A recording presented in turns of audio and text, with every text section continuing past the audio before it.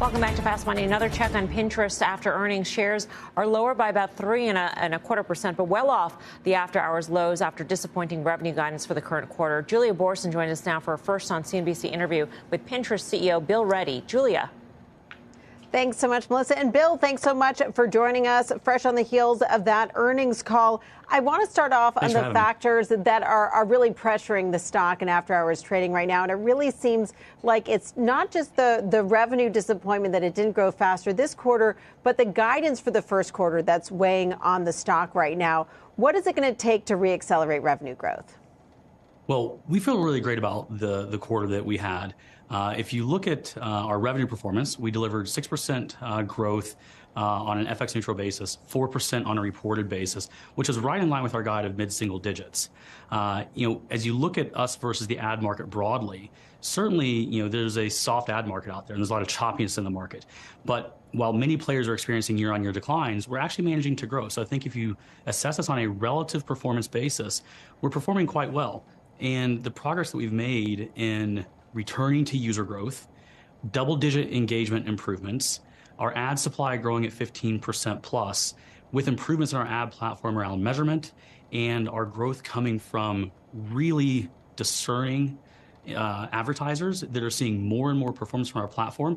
I think that bodes well for the future. So while there's a soft and choppy ad market right now, I feel really great about what we're doing to set up for the medium and long term, and the fact that even in the near term, we're finding our ability to fight through a lot of choppiness in the market and growing faster than what many of our peers said would be growing.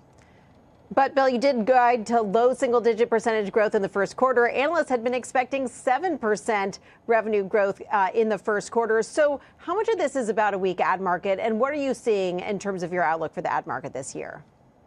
Yeah, I think in the near term, certainly everybody's experiencing, softness in the ad market. So I think that's true in the near term. What I'm more focused on is how we deliver performance relative to others and bring through the unique full funnel nature of our platform. So, one of the reasons I came to Pinterest is that it's quite unique, both in being a positive place on the internet, as well as having tremendous commercial intent on the platform. So the progress that we're making in getting users' ability to connect with that commercial intent, to move from intent to action, and then giving advertisers the ability to meet those users in those moments where they haven't decided what to buy yet, but have a clear intent.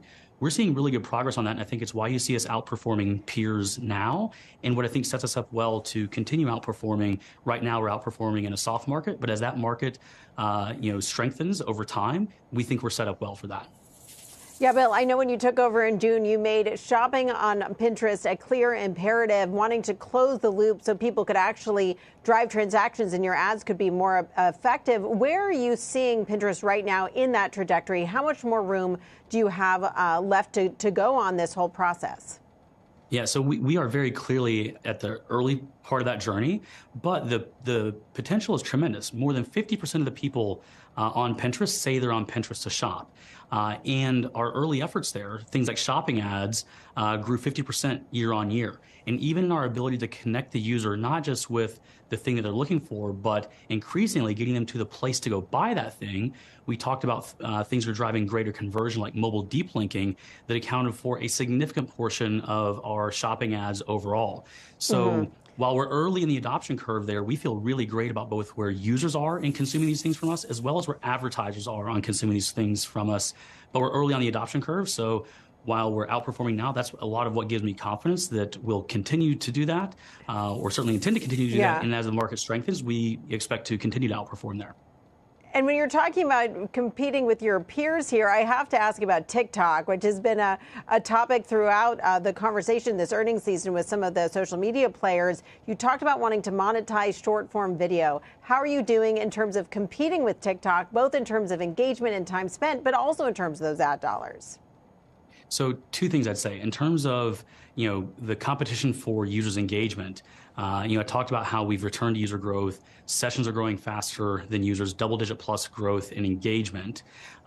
Gen Z is actually the fastest growing cohort for us, and we see that accelerating. And interestingly, a big part of that is our progress in short form video. So video is now more than 10% of the engagement on our platform. But in contrast to others, it's more than 30% of the revenue on our platform. So one of the big questions on short form video is how do you monetize it? And for us, it's 10% of engagement now, but it's more than 30% of monetization. So we think we have a really good balance there, and we have a lot more to do there with the users engaging on things that have commercial intent. I think that's why you see us setting up better on things like monetization, is that we're not competing for where you go watch the next funny dance video. We're competing for when you want to shop or make or do, where do you go watch video for that? And we're winning there. Bill, just a quick final question. I have to ask about Elliott Management, also your cost-cutting plans. Tell us how your relationship is with Elliott right now, and how some of this cost-cutting that you've announced and the fact that your expenses are going to be declining this year fit into that. Yeah, well, we invited Elliott onto our board. We feel really good about the collaboration we've had there. We continue to feel good about that. In terms of where we're going on driving operational rigor, I've been talking about that since I joined, and I actually see that as an opportunity for us to get more focused, drive more discipline, and better product outcomes. I've said that since I joined, and I think you actually see it coming through in our results that, yes, we've managed to put ourselves on track for EBITDA margin expansion as we go into next year, but also delivering better and better product outcomes. I'm a big believer that constraints breed creativity, and I think you're seeing that in our results. Well, we really appreciate you taking the time to do this interview right after your earnings call, and we hope we'll have you back on very soon. Bill, thanks so much for joining us. Thanks for having me.